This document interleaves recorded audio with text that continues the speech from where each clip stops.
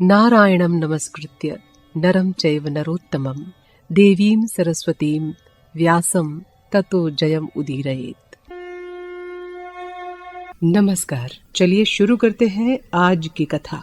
दिलीप के देहांत के बाद भगीरथ ने मंत्रियों को राज्य का भार सौंपकर गोकर्ण क्षेत्र में गंगा जी को प्रसन्न करने के लिए घोर तपस्या आरंभ की। भगीरथ की तपस्या से प्रसन्न होकर ब्रह्मा जी ने दर्शन दिए और उनसे वरदान मांगने को कहा। भगीरथ ने कहा, भगवान, जो आप मुझ पर प्रसन्न हैं तो वर दीजिए कि गंगा जी पृथ्वी पर आकर मेरे पुरखों को तार दें। ब्रह्मा जी ने कहा, राजन, तुम्हारी इच्छा पूरी हो।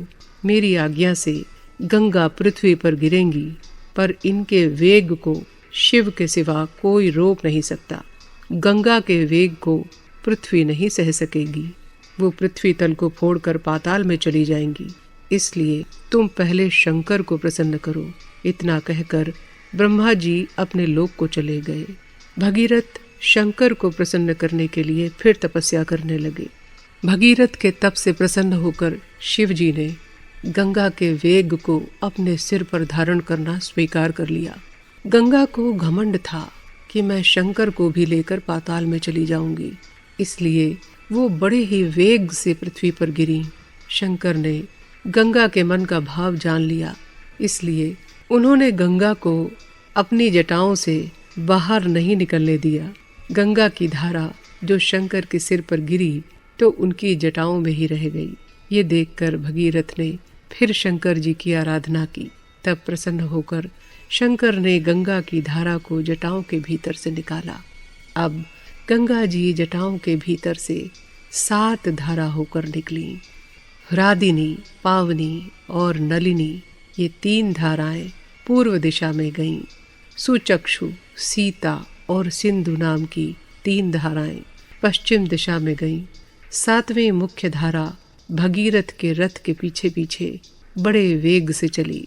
रास्ते में महाराज जन्हु की यज्ञशाला पड़ी। गंगा जी ने उसे बहा दिया। ये देखकर परम तेजस्वी और तपस्वी जन्हु को क्रोध आ गया। उन्होंने अपने तपोबल से गंगा के सारे जल को पी लिया। ये देखकर सबको बड़ा विस्मय हुआ। भगीरथ ने जन्हु की बड़ी प्रार्थना की। देवताओं ने भी उनसे कहा, आज से गंगा आपकी कन्या अर्थात जाह्नवी कहलाएंगी। अब आप इन्हें छोड़ दीजिए, जिससे भगीरथ के पुरखे तर जाएं। तब जन्हु ने अपने कान से गंगा जी की धारा को निकाल दिया। अब फिर गंगा की धारा आगे बढ़ी।